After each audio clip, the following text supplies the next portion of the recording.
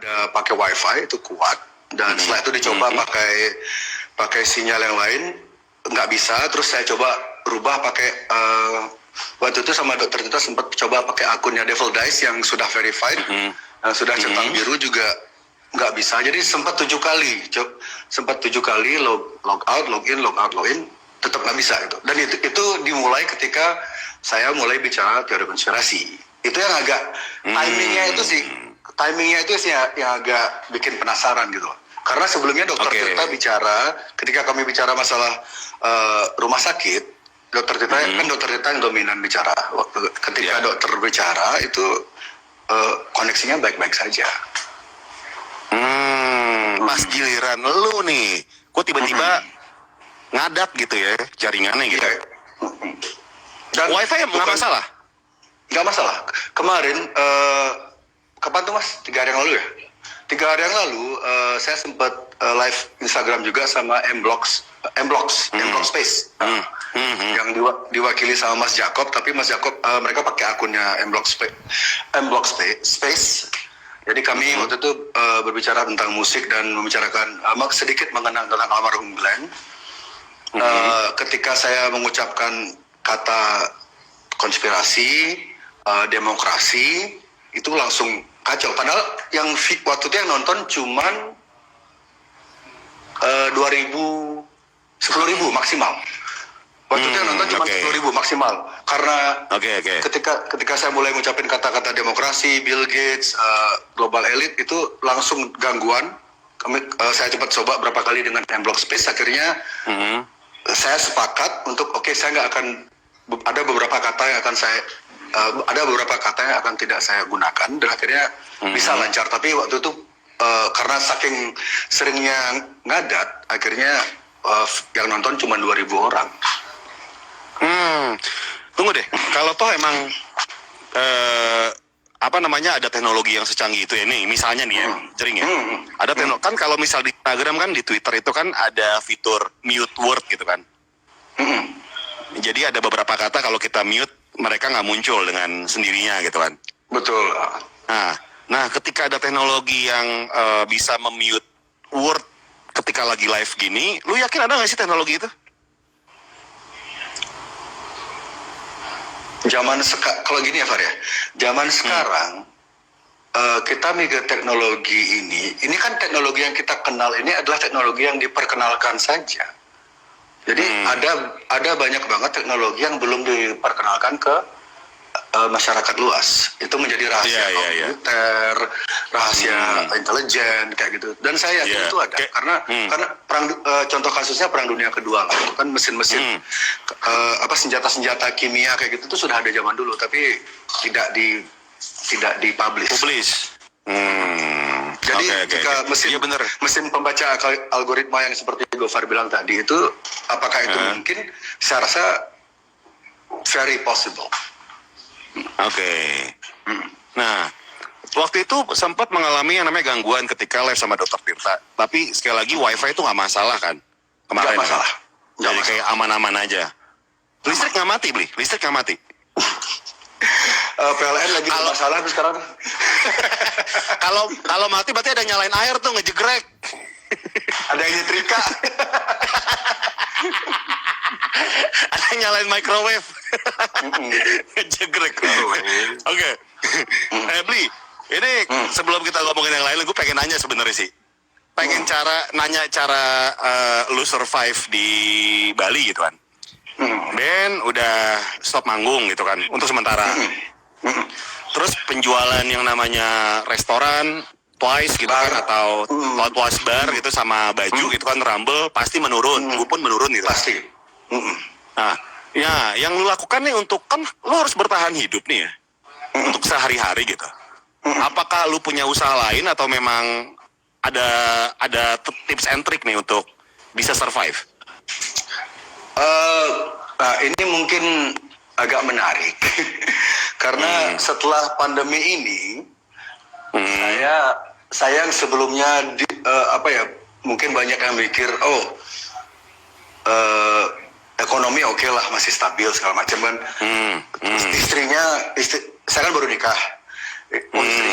Istri saya jarak usia kan agak jauh 18 tahun, jadi muda. Mungkin jadi ya Indonesia kan kita tahu orang langsung mikir oh ini jaring ini seperti kayak istilah Jakartanya gadun lah kayak gitu ya.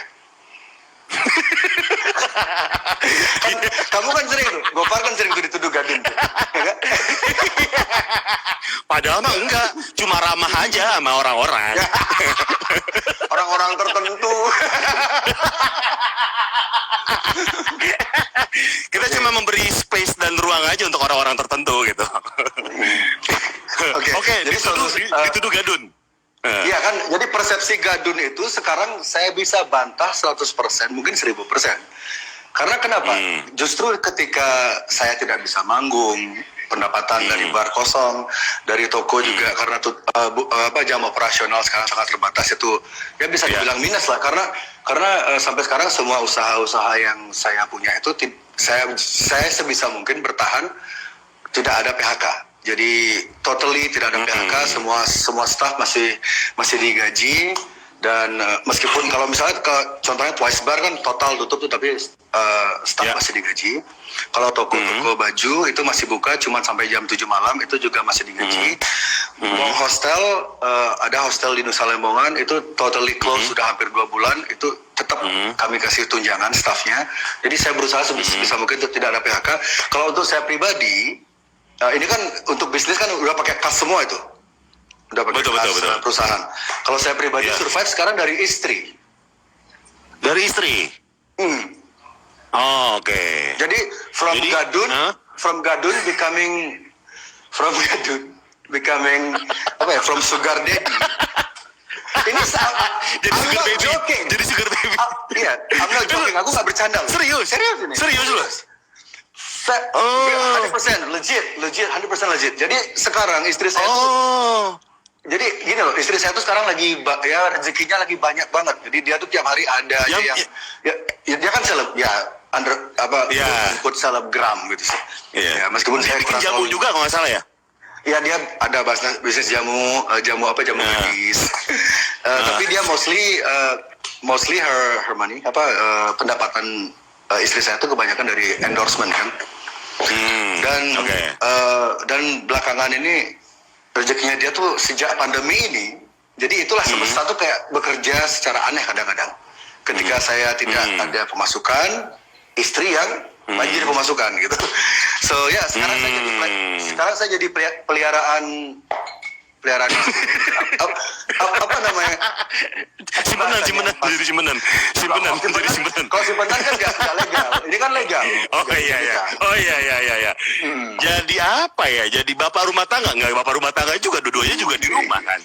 Iya. Kami di rumah juga ya gitu. Jadi setiap hari tuh ya kerjaan istri. Jadi istri saya kan totally work from home. Jadi dia tuh produk bergaya-gaya sampai kami bikin studio di rumah segala macam. Dan saya paling bantu di rumah tuh kalau barang endorsementnya dia datang saya ngambilin kayak gitu dah. Oke. Wow, ini ya kerjasama yang baik gitu ya. Bagus. Oh, it's too good, almost too good to be true. Jadi istri saya sering kali bilang kayak gini kayak dia kan panggil saya papa gitu. Papa nggak usah kerja dah seumur hidup, papa mama yang tanggung papa, nggak apa-apa deh gitu.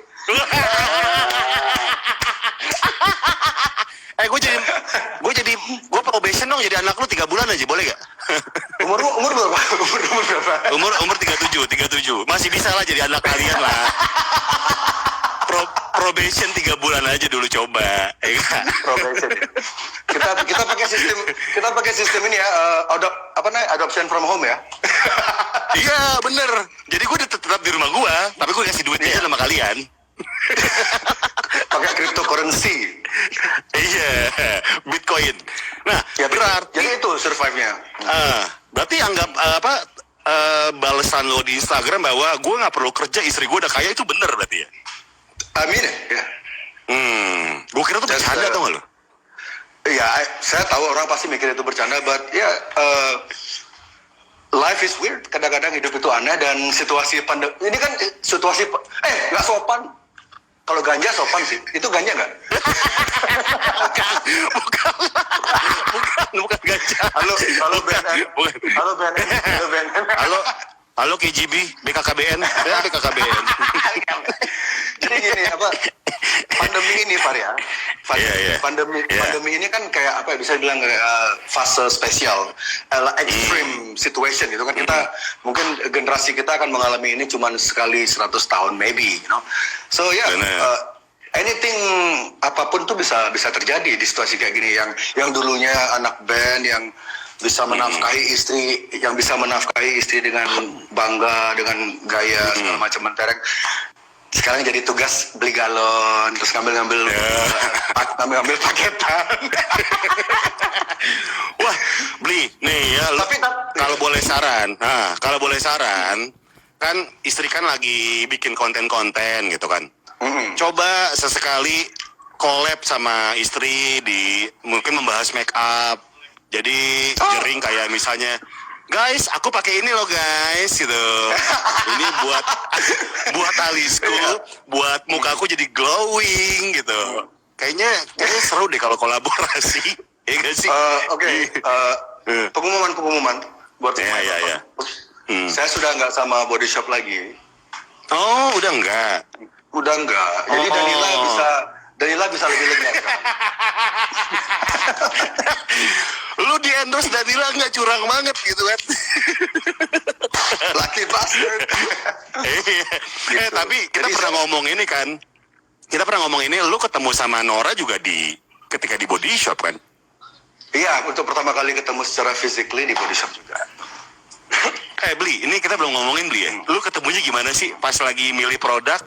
Tiba-tiba tangan terus nempel. Kamu namanya siapa? Kok kita sama sih di Body Shop gitu gak sih? Atau gimana? Untuk nggak pertama kali ketemuan tuh udah janjian. Jadi lagi pertama tuh, kamu ya, udah. Wah, dan selama ini kan kita sering parno tuh, Far. Kita kan sering banget di zaman di era filter face. Kamu aja kelihatan cantik banget loh, Far, di kameranya. Oh iyalah, iya. Saya pakai filter ini lampu-lampu glowing gitu loh. Jadi waktu itu aku pikir kan ekspektasi tuh di foto kan cantik banget itu istriku. Jadi pas mau ketemu tuh ekspektasi saya udah nggak tinggi banget gitu loh. Ini paling kayak apa gitu, filter segala macam. Ternyata pas ketemunya, nggak jauh beda. Oke nih. Sesuai dengan yang diiklankan gitu. Ini kan lu lagi diomongin dan banyak dikenal sama orang sekarang ini soal teori konspirasi gitu kan. Ya. Ketika di rumah lu sama istri membicarakan hal itu nggak sih? Misal kayak gini. Oh sangat. Misalnya kayak lagi dinner berdua romantis, ada lilin dengan wine dan gelas kristal 2 gitu kan di perapian. Terus tiba-tiba lu ngomong kayak, sayang, ngomongnya mama ya? Mama aku pengen ngomong sesuatu gitu deh. Apa papa? Aku bisikin ya. Iya, pas lagi dibisikin, sayang, kamu tau nggak? Bill Gates penyebab semua ini. Enggak gitu. Enggak. Ilustrasinya bagus sih, cuman percakapan yang terjadi ya seperti itu. Cuman ilustrasinya kami lagi makan nasi jinggo, nasi kamu tahu nasi jinggo kan, nasi kucing. Tahu kan, pakai nasi kucing ya. Ya, istri saya tuh Jawa banget. Jadi dia tuh nggak suka makanan barat, dia nggak suka makanan yang asing-asing itu nggak suka. Dia tuh sukanya pecel, lalapan, ya Indonesia banget. Jadi kalau kami ngobrol masalah konspirasi ini, ya paling lagi itulah pas lagi makan pecel, pas lagi makan rujak, dia suka banget sama rujak. Dan kekuatan terbesar saya, ini yang mungkin jarang orang tahu gitu ya. Kekuatan terbesar saya untuk berani membicarakan masalah ini secara konsisten itu istri saya sendiri, karena dia sangat percaya, bukan karena dia saya pengaruhi atau karena saya doktrin, tapi sebelum kami berdua ketemu, istri saya juga percaya dengan yang namanya global elite seperti itu. Jadi ketika polemik teori konspirasi ini terjadi ketika orang mulai ya istilahnya membuli saya tentang teori konspirasi saya ini, justru istri saya yang paling sering, paling kuat memberi support moral ya.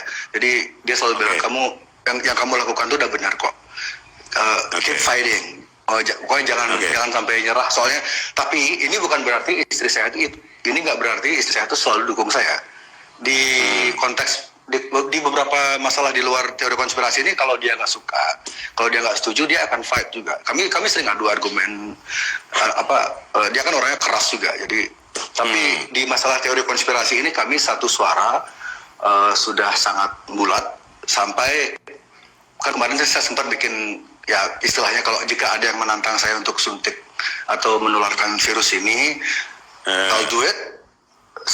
Dengan syarat jika saya selamat, orang-orang yang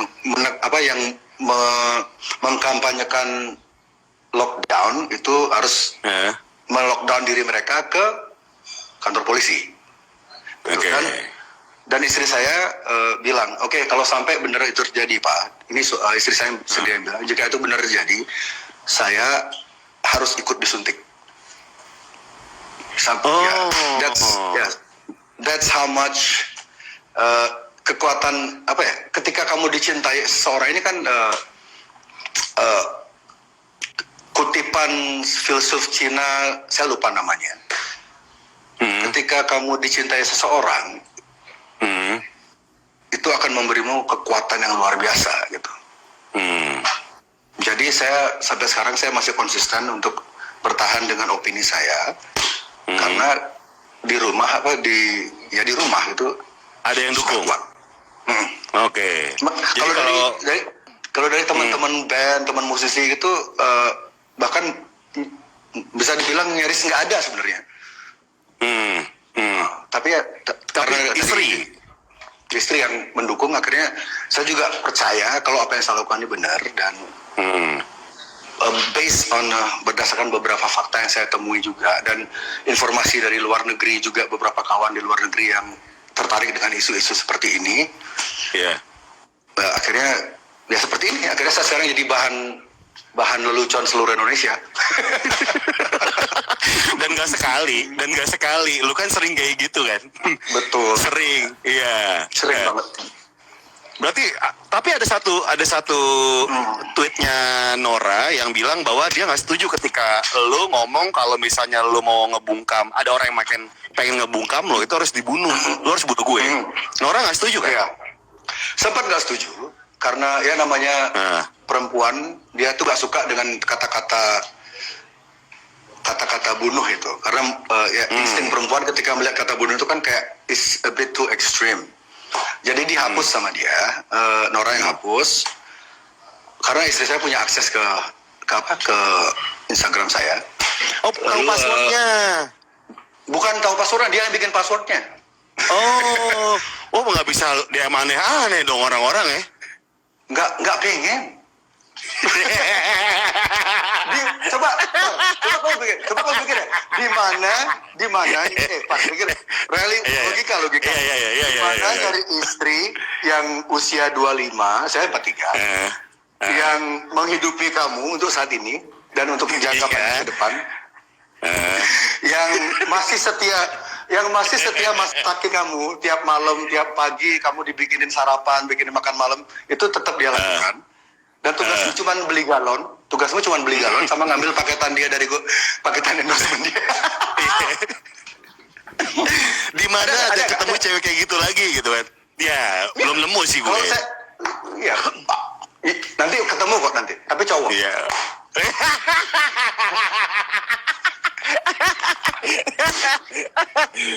Berarti udah nggak mau bangor-bangor dong ya sekarang ya? Udah satu aja lah ya, beli ya? Udah nggak ada. Udah menikah juga. Ya, saya sebenarnya jadi tiap hari itu ngerasa sangat beruntung. Oke. Soal statement yang tadi Jering bilang kalau misalnya lu disuntik gitu kan, Nora juga pengen disuntik juga gitu kan. Itu maksudnya karena euforia, cinta-cintaan, atau memang udah fully support sih, Bli? Sikap kayak gitu? Satu, karena berdasarkan semua data yang saya dapatkan, yang saya kumpulkan, hasil riset saya setiap hari berjam-jam nyari informasi dari seluruh dunia, saya sangat-sangat percaya, sangat yakin jika virus ini tidak seberbahaya yang diberitakan oleh media-media mainstream di Indonesia. Jadi saya sangat yakin saya akan selamat meskipun disuntik. Jika benar yang disuntik itu virus ini ya, COVID ini ya. Oke. Nah, ini kan ya lo sama Tirta udah ngomongin soal ini kan, bahwa kalian sepakat bahwa virus ini memang ada. Ada. Yang jadi concern lo adalah kenapa dibikin bahaya gitu kan? Seakan-akan ini bahaya banget. Ya, yang concern terbesar saya itu adalah saya tidak bisa melihat orang ditakut-takuti sedemikian rupa sehingga orang-orang itu jadi pengangguran, jadi depresi, ada yang sampai bunuh diri, ada yang nggak sakit jadi sakit. Rumah sakit yang seharusnya bisa menangani pasien secara baik-baik akhirnya menjadi penuh karena banyak orang panik. Itu yang saya nggak bisa. Apa ya? Kalau dibilang apakah kehidupan kamu terganggu dengan adanya virus ini? Kalau saya pribadi, saya nyaman. Saya hidup saya masih nyaman gitu. I have a good life. Saya cuman nggak akan pengaruhi saya secara personal. Saya masih bisa bahagia gitu. Tapi saya nggak bisa lihat teman-teman saya yang di PHK, mereka kerja puluhan tahun, mereka kerja belasan tahun di hotel-hotel besar, di PHK begitu saja tanpa alasan, tidak diberi pesangon, dan nggak cuma 10 orang, itu terjadi banyak banget di Bali. Di Bali sudah ada banyak kasus bunuh diri, orang udah buntu kan, nggak bisa survive, nggak bisa, dia nggak punya teman hidup, tidak ada diajak berbagi, akhirnya gantung diri, itu sudah lebih dari 2 orang. Gini loh Far, dulu ya sebagai kita kan berdua dari komunitas yang hampir sama ya, komunitas yang cukup dekat dengan, bisa dibilang cukup dekat dengan situasi real, kehidupan real orang-orang gitu. Jadi kita berdua tidak hidup dalam gelembung kenyamanan yang beberapa kelas B ke atas miliki gitu. Jadi ketika ada bencana alam, contohnya dulu 2004 di Aceh segala macam, dan bencana-bencana alam yang lainnya kan banyak lagi, itu saya sangat selalu mencoba berbuat sesuatu, trying to do something untuk membantu korban. Ketika bom Bali juga berusaha sebisa mungkin bikin konser amal sebanyak mungkin, bikin kegiatan apapun itu yang untuk kemanusiaan, jadi relawan di rumah sakit ketika bom Bali. Kenapa? Karena bencana alam itu kan sudah bisa dibilang itu tidak ada agenda bisnisnya. Jadi ya the only solusi untuk masalah-masalah bencana alam itu adalah memang donasi, bikin konser amal segala macam. Yang COVID ini yang menjadi spesial karena saya yakin banget ini skema ini is pure business gitu. Ini murni bisnis. Jadi saya nggak mau ngikut alur mereka. Gitu. Yang diharapkan sekarang kan yang diharapkan sekarang oleh publik, oleh pejabat gitu, oleh otoritas adalah rakyat saling bantu membantu kan. Itu kan yang selalu ditekankan. Yang mampu membantu yang kurang mampu segala macam. Yang pertanyaan terbesarnya kan sampai kapan Indonesia ini bisa terus saling membantu? Karena kan yang kelas A, kelas B ini nggak akan selamanya bisa berdonasi, ya kan? Suatu saat kelas A, kelas B ini mereka punya orang tua, mereka punya saudara yang sakit, mereka harus memprioritaskan keluarga mereka dong.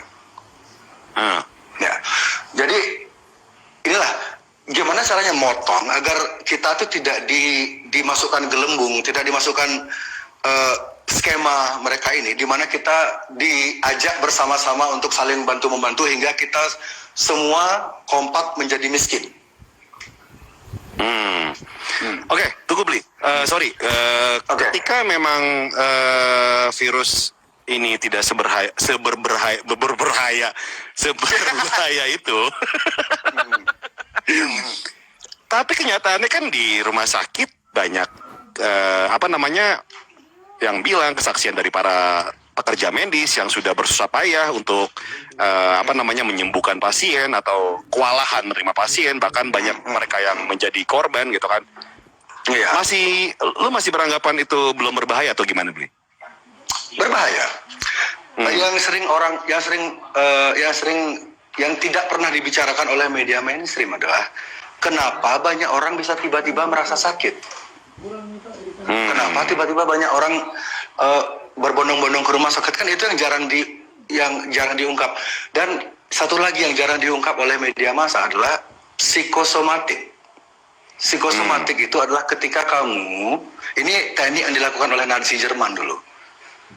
Nazi Jerman itu, ya, jadi mereka melakukan metode seperti ini. Sebuah kebohongan ketika kamu ulangi terus-menerus berkali-kali setiap hari konsisten, maka jadi sebuah kebenaran baru. Maka ia akan membentuk persepsi. Jadi gini loh, ketika Anda bisa mengendalikan informasi, which is media massa ya, ketika Anda bisa mengendalikan informasi, mengendalikan sirkulasi informasi, Anda bisa mendesain sebuah persepsi. Ketika Anda bisa mendesain sebuah persepsi, Anda bisa menciptakan sebuah realita. Oke. So, skema COVID ini persis seperti itu. Jadi orang-orang